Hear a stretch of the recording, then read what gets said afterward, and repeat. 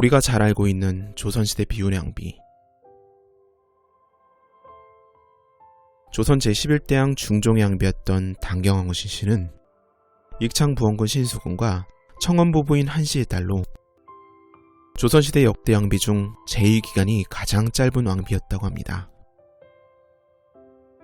그녀의 집안 거창시 씨는 성종과 연산군 때에 권력을 쥐고 있던 최고의 명문가로 할아버지 신승선은 세종의 사남 이명대군의 사위이자 연산군의 장인이었으며 그녀의 고모가 바로 연산군의 왕비인 패비신 씨였습니다. 또한 아버지 신수군은 좌의정의 연산군의 처남, 작은아버지 둘은 모두 형조판서를 역임했으며 작은어머니가 예종애비 안순왕후의 여동생일 정도로 그녀는 조선 역대 왕후를 통틀어도 보기 드문 명문가 출신이었습니다.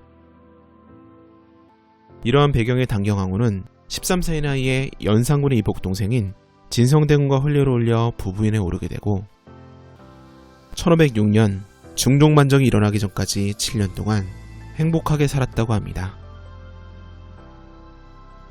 그러던 어느 날 수상한 무리가 진성대군과 신씨의 집을 포위하게 됩니다.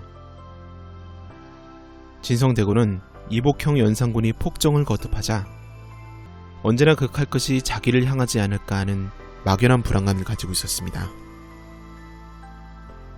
이러한 상황에서 정체불명의 사람들이 집을 포위하자 그는 잔뜩 겁을 먹게 됩니다.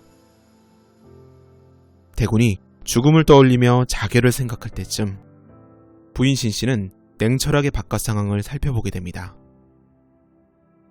이에 집을 에워싼 말들이 집이 바깥쪽을 향해 서 있는 모습을 보고 안도를 하며 말머리가 집 쪽으로 향해 있으면 위험할 수도 있지만 지금과 같이 말머리가 밖으로 향해 있으면 우리를 보호해주는 것이라며 남편을 진정시킵니다. 19세의 젊은 부인 신씨는 현명하고 강단이 있는 여인이었습니다. 결국 날이 밝자 병사들은 진성대군을 궁으로 모셔갔고 그는 곧바로 보위에 오르며 조선의 제11대왕 중종이 됩니다.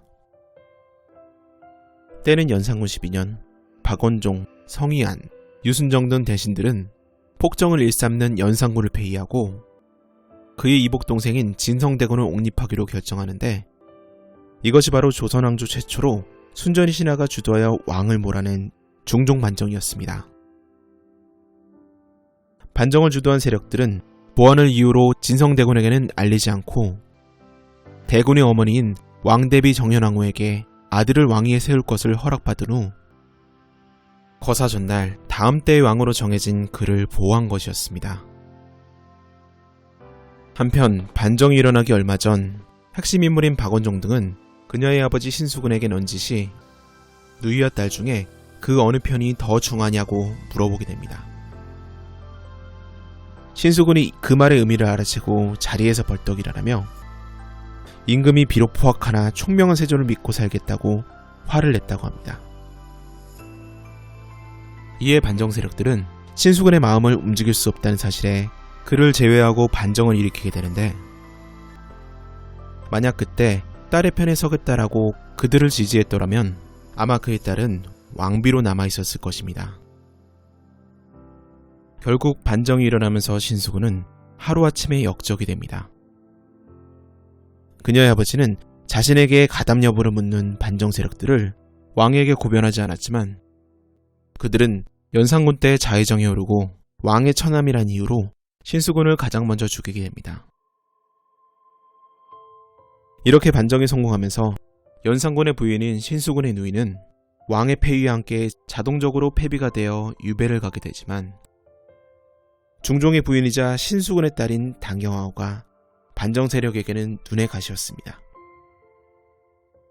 훗날 중종이 왕으로서 입지를 다지고 권력을 쥐게 되면 왕비 신씨가 아버지 원수를 갚으려 하지 않을까 걱정이 된 것입니다.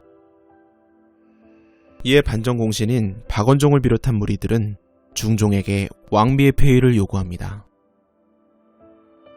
그 당시 힘이 없었던 중종은 어떻게 조강지처를 벌이냐고 항변을 했지만 죄인의 딸이 왕비가 될 수 없다는 반정 세력의 강압적인 주장을 거부할 수 없어 당경왕후는 왕비가 된 지 7일 만에 폐비가 되어 궁궐에서 쫓겨나게 됩니다. 이때 신씨는 남편을 위해 어느 자리에 있어도 무방하다고 오히려 남편을 위로했다고 전해집니다. 결국 그녀는 친정이 멸문지혈을 당하고 남편 중종과 강제 이혼을 당하면서 반정의 가장 큰 피해자로 전락합니다. 여기서 일부 역사가들은 당경왕후는 단 하루도 왕비였던 적이 없으며 추존왕비에 불과하다라고 주장을 하기도 합니다. 이는 정식으로 왕비가 되려면 책봉식을 치러야 되는데 당경왕후는 반정 당일 바로 중종과 강제 별거되었기에 7일이란 기간은 그녀가 왕비로 지낸 기간이 아니라 중종이 아내를 내치지 않으려고 버틴 시간으로 봐야 한다는 것입니다. 1506년 9월 9일 초저녁에 당경왕후가 궐 밖으로 나가자 9월 10일 예조에서는 서둘러 새 중종 간택을 결정하게 됩니다.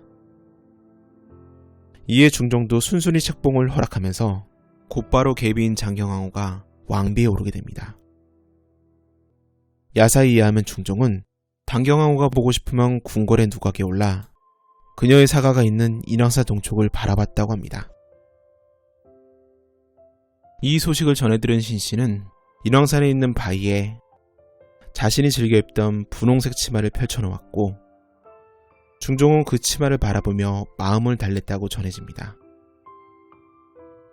이 바위가 바로 인왕산 치마 바위로 평생토록 당경왕후는 인왕산에 올라가 궁궐을 내려다보며 남편을 한없이 그리워했다고 합니다.